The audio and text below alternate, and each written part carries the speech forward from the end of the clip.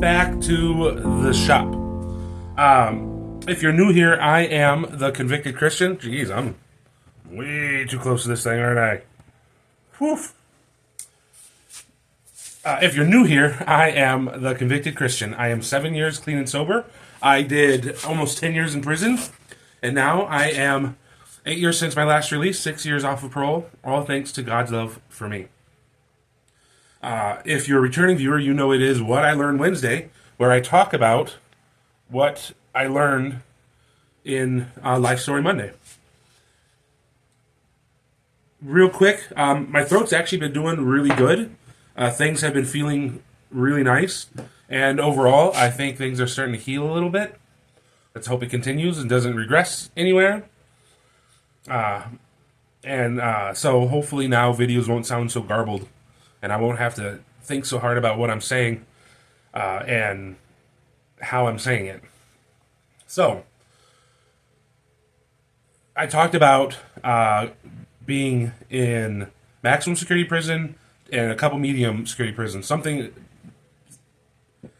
learned a lot. I mean, it's hard. This is going to be a hard video to compile into something short for you guys.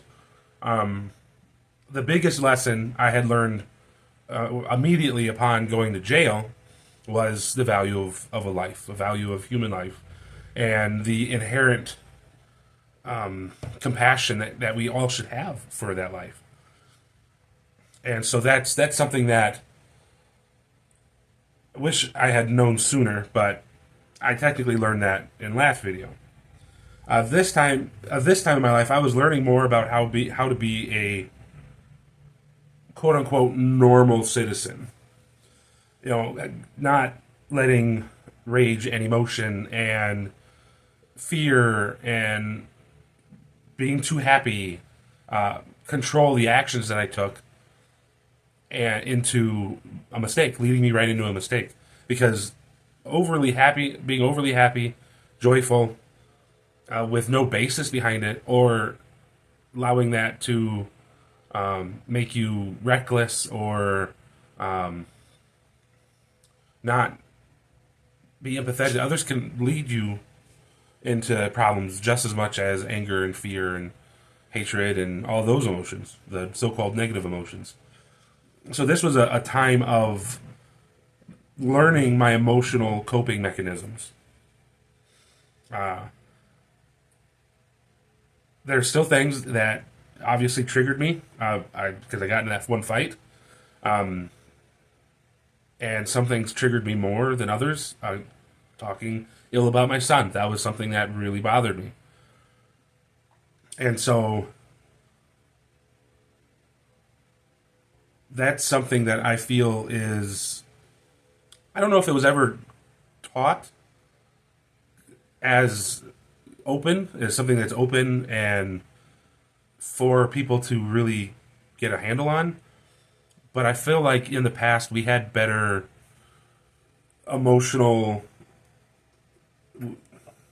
we had people in our lives that were better emotionally available. And we could see how they were coping. And it wasn't perfect. Sometimes it was to the detriment. But we could see how someone coped with it in real time. And so it wasn't really taught to us per se, but if you can see it, you can copy it. And you can make that a part of what you do and who you are. And I think we've lost that a lot of times. You know, it's so much about, we have to be happy all the time, every day, no matter what. And I don't think that's good for us. Because that's not reality. Something that I'm trying to teach my daughter right now is that it's okay to be sad. It's okay to be lonely. It's okay to be bored. It's okay to be happy when other people aren't. All these things are okay. It's what you do with it after the fact. And how you treat people going forward.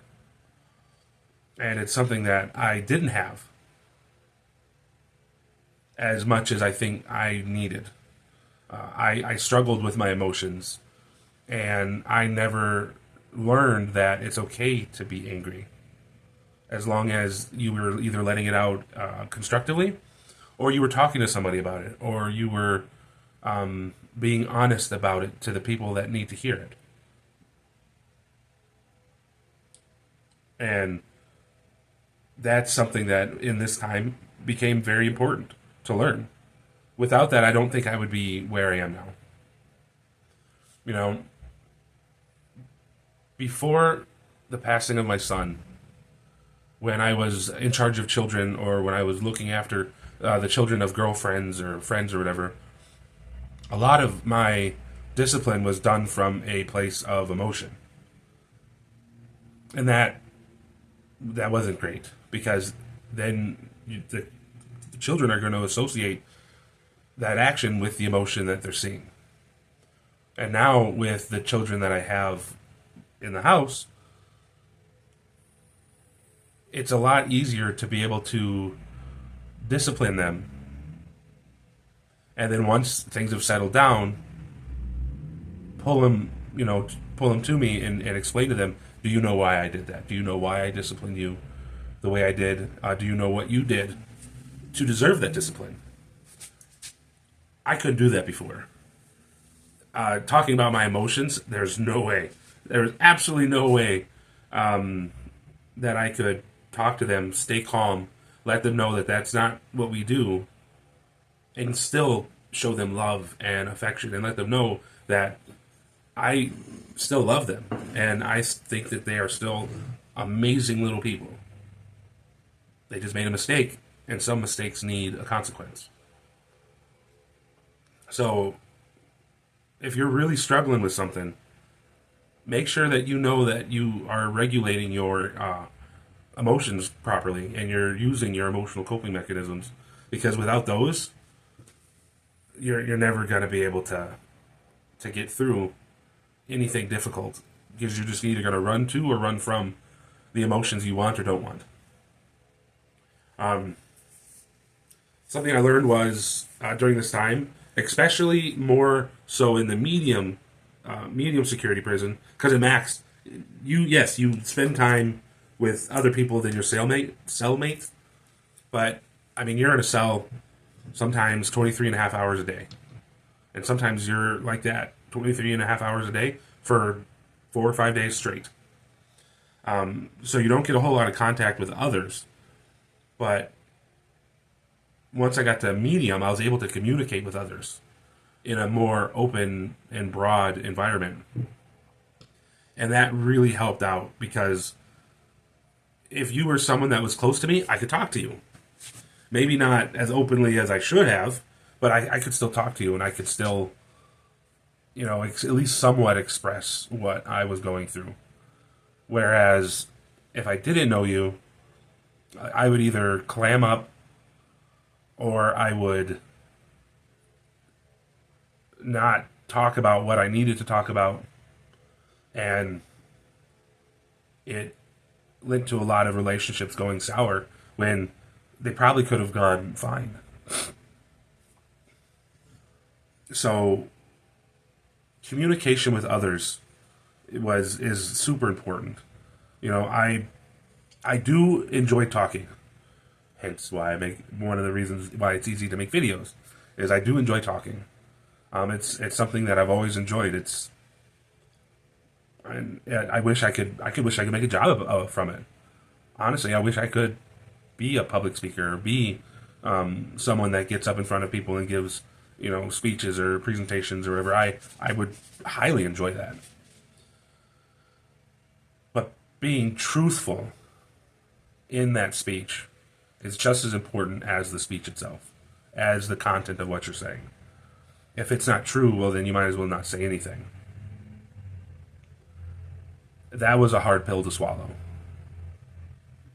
because my need to get others approved came out in my speech.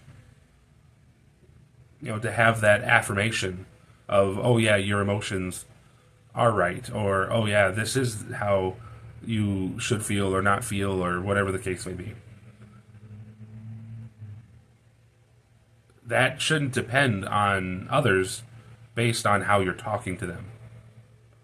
That should be by the truth that you're saying. And if they believe you or not. Should take no convincing. So that's true communication with others, and having the actual, intestinal fortitude to talk to people whenever you're not happy about something they did. Before this time, I could not do that in a healthy way. If it got to a point where I couldn't stand it anymore, I'd blow up and it would come out, or I would run away from the situation, or I would just drop it and move on. And that is about as healthy as 2 pound taco every day. It's not healthy. Not being able to express when you feel slighted or you feel disrespected. So, yeah. In my last video, someone brought up the fact of that something that they had learned in anger management was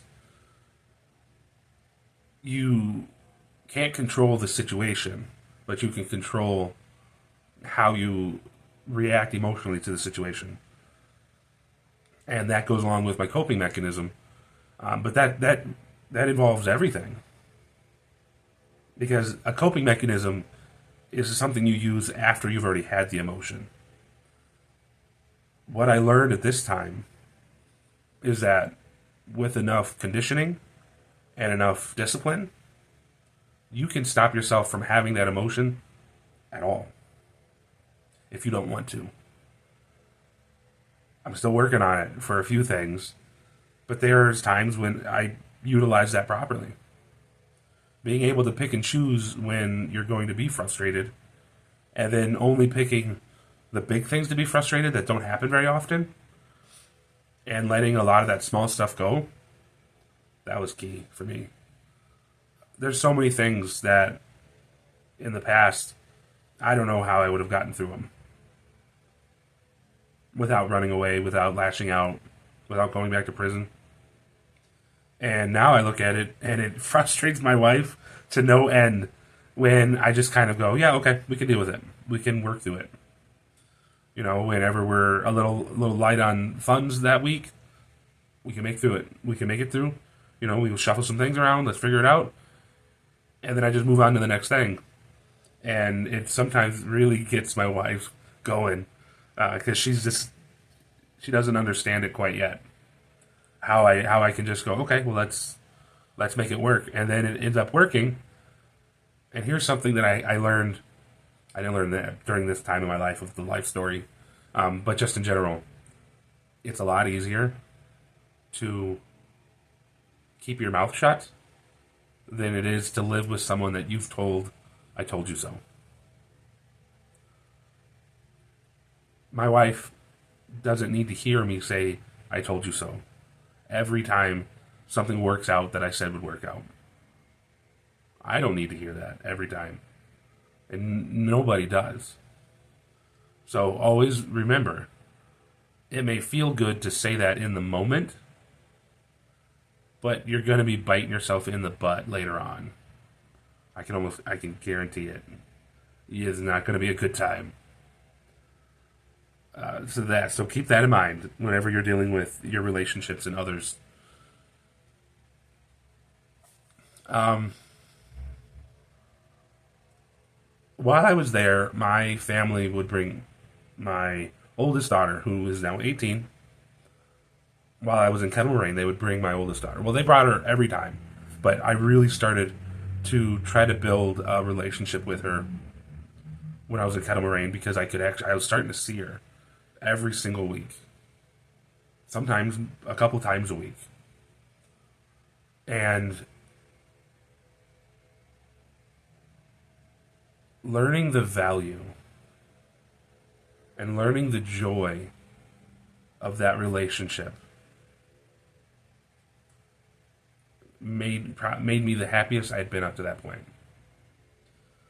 I didn't realize how much I could love somebody that essentially I didn't know and yet still looked up to me as a father figure. and having to relearn that relationship and, read her books and ask her how everything was going and how her mom was and her brother and all the other stuff that came along with it. That showed me that those relationships are important. Now, I have a certain set of beliefs. I am more of a conservative person. But just because I have a certain set of beliefs doesn't mean I don't want to have relationships with people if they feel a different way than I do. I'm not going to affirm it. I'm not going to, celebrate you in it.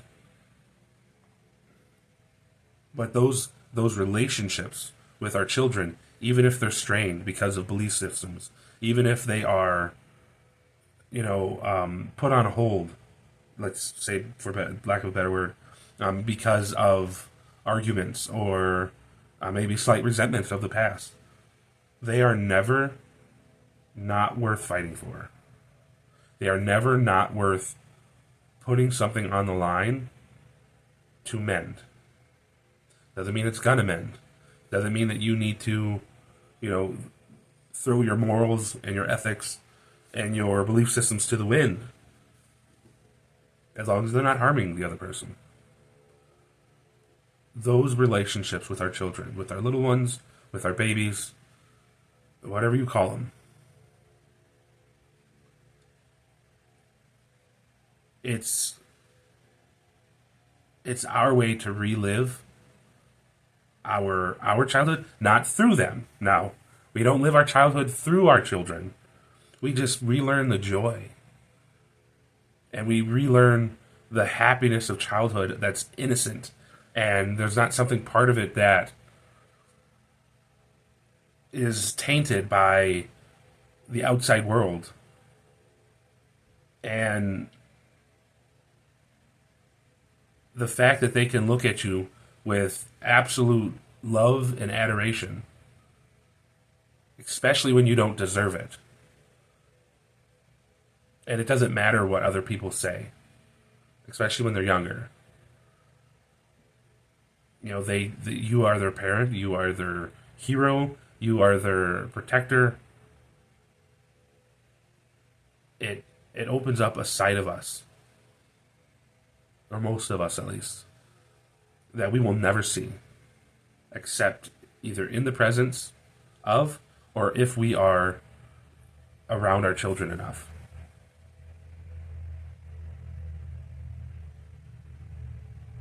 And at this time, I had to take stock and look at all the relationships that I had basically taken for granted. And make sure that those people knew how much I cared about them, especially my daughter.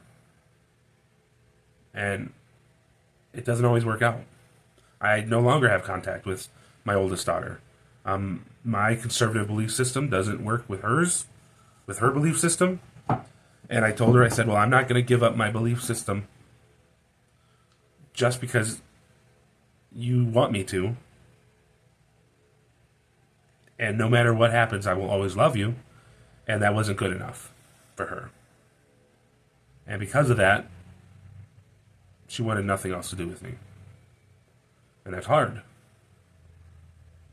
I didn't realize how hard that would be until it happened.